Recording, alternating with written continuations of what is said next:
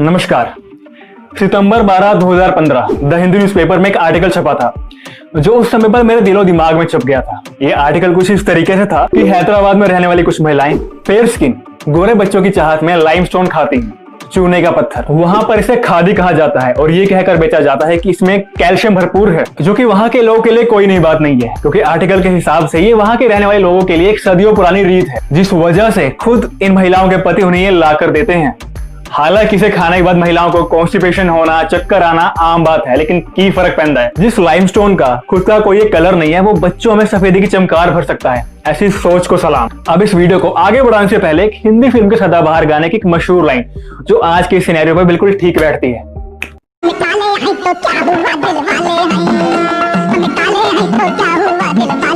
1965 में रिलीज होने वाली ये फिल्म थी गुमनाम, और इस गाने में दिख रहे लेजेंडरी आर्टिस्ट थे महमूद साहब। उस समय इस गाने की लाइंस को यकीनन हंसी मजाक में लिया गया हुआ, लेकिन 2020 में बिल्कुल भी नहीं। इस गाने में बेशक सिर्फ एक काला शब्द का इस्तेमाल हुआ है, लेकिन अगर हम अपने स्किन कलर से जोड़ के देखें तो हमारी सोसाइटी ने अपनी सहूलियत के हिसाब से काला शब्द के कई प्राकृतिक शब्द बना लिए हैं, जैसे कि कल्लू, कालिया, काली चढ़ वगैरह वगैरह। अब बीते दिनों एक दिलचस्प घटना हुई। इंडिया में मौजूद बड़ी कंज्यूमर गुड कंपनीज में से एक हिंदुस्तान लीवर, इन्होंने अपने सभी कॉस्मेटिक प्रोडक्ट में से fair, fairness, white, whitening, lighting जैसे शब्द निकाल दिए हैं। ये आसान शब्दों में कहूं तो हिंदुस्तान के हर गली, हर गांव में बिकने वाले फेयर एंड लवली का नाम बदलकर ग्लो एंड लवली रख दिया है। कितना क्रिएटिव है ना।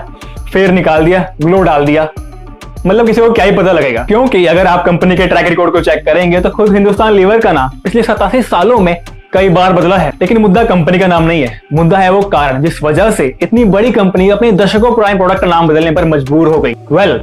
तो दुनिया का सबसे पुराना लोकतंत्र अमेरिका और दुनिया का सबसे बड़ा लोकतंत्र भारत न जाने कितने सालों से कलर डिस्क्रिमिनेशन यानी कि रंग भेद की समस्या से जूझ रहा है। अमेरिका में इसके जवाब में जहां इस पैंडेमिक के दौरान ही ब्लैक लाइव्स मैटर जैसा असरदार कैंपेन सड़कों पर पहुंच चुका है, वहीं इंडिया में हमारे बड़े बुजुर्ग और बड़े मीडिया हाउसेस इस सेंसिटिव मुद्दे पर आंखों पर पट्टी बांध के बैठे हुए हैं।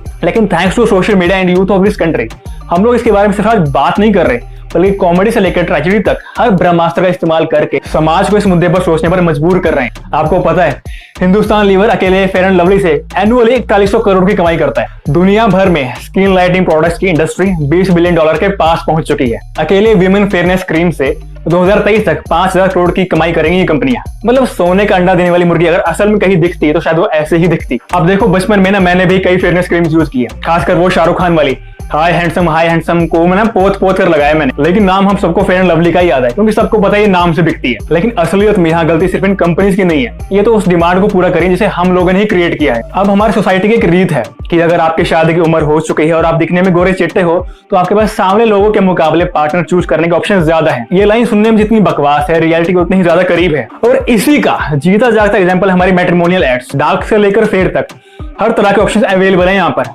इसीलिए अवेलेबल है ताकि हम डार्क स्किन वालों को रिजेक्ट कर सकें और फेयर स्किन वालों से खुद रिजेक्ट हो सकें। लेकिन फेयर एंड लवली के साथ इस देसी समस्या का देसी इलाज भी हम लोगों ने देसी तरीके से ढूंढ लिया है, बहुत ज्यादा देसी हो गया। खैर one of the famous matrimonial site शादी.com पर एक सर्च फिल्टर था जिसकी मदद से आप व्हाइट और डार्क स्किन कलर के लोगों को एक दूसरे से अलग करके अपने लिए एक वनीला आइसक्रीम जैसा पार्टनर ढूंढ सकते थे। कितनी नेक्स्ट हो जाए शादी.com वालों की। अब भारत में रहने वाले लोग जहां इस फिल्टर का फायदा उठाने में बिजी हो गए, तो वहीं यूएस में रहने वाले हेतल लखानी और मेगन नागपाल 2020 में 1920 वाली फीलिंग देने वाले इस फिल्टर के खिलाफ आवाज उठाने में बिजी हो गई। अब हुआ यूं कि मेगन एक लाइफ पार्टनर की तलाश में शादी.com पर आई, जहां उसे इस फिल्टर के बारे में पता चला तो उन्होंने फटाक से इसके बारे में शादी.com को मेल किया। बदले में उन्हें एक जवाब मिला कि यह फिल्टर ज्यादातर हमारे पेरेंट्स की जरूरत है। अब शादी.com के इस बिना सर पैर के जवाब से हैरान होकर मेगन ने ये बात एक फेसबुक ग्रुप में शेयर की, और उसी ग्रुप में एक मेंबर थी हेतल ने सिचुएशन से निपटने के लिए एक ऑनलाइन पिटीशन शुरू की, जहां पे सिर्फ 14 घंटों में ही 1500 से ज्यादा लोगों ने इस पिटीशन पर साइन की। मतलब रिस्पॉन्स काफी अच्छा था, लेकिन अभी भी एक हुक्म का इक्का बाकी था।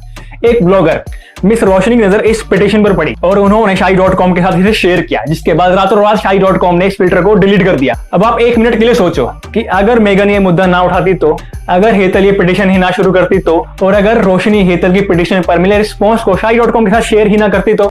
एक्चुअली मत सोचो, क्योंकि सोच के करेंगे भी क्या।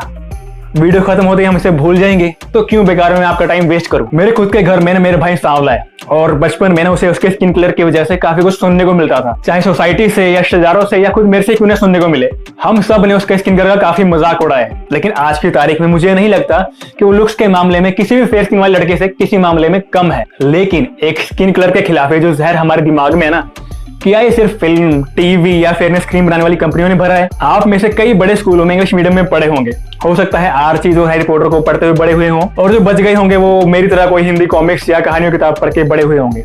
इन्हीं में से एक कहानियों का पिटारा था अमर चित्र कथा, जहां पर ब्लैक को पहली बार इवल यानी राक्षस और व्हाइट को भगवान के रूप में दिखाया गया था, जिसके बारे में आप इंटरनेट पर भी सर्च कर सकते हैं। अब इन सारी बातों मतलब यही निकलता है कि यकीनन भारत में हो रहा ये रंगभेद आज का नहीं है, लेकिन अगर सालों से हो रहे इस डिस्क्रिमिनेशन का, इस उच्च कोटि की सोच का खात्मा अगर आज नहीं हुआ, तो शायद ये जो सवाल हम आज उठाने की कोशिश कर रहे हैं, आज से कई सालों के बाद भी आने वाली जनरेशन के कुछ गोरे चिट्टे बच्चे यही सवाल पूछ रहे होंगे, और बदले में कुछ सामने दिखने वाले बच्चे ये जवाब दे रहे होंगे।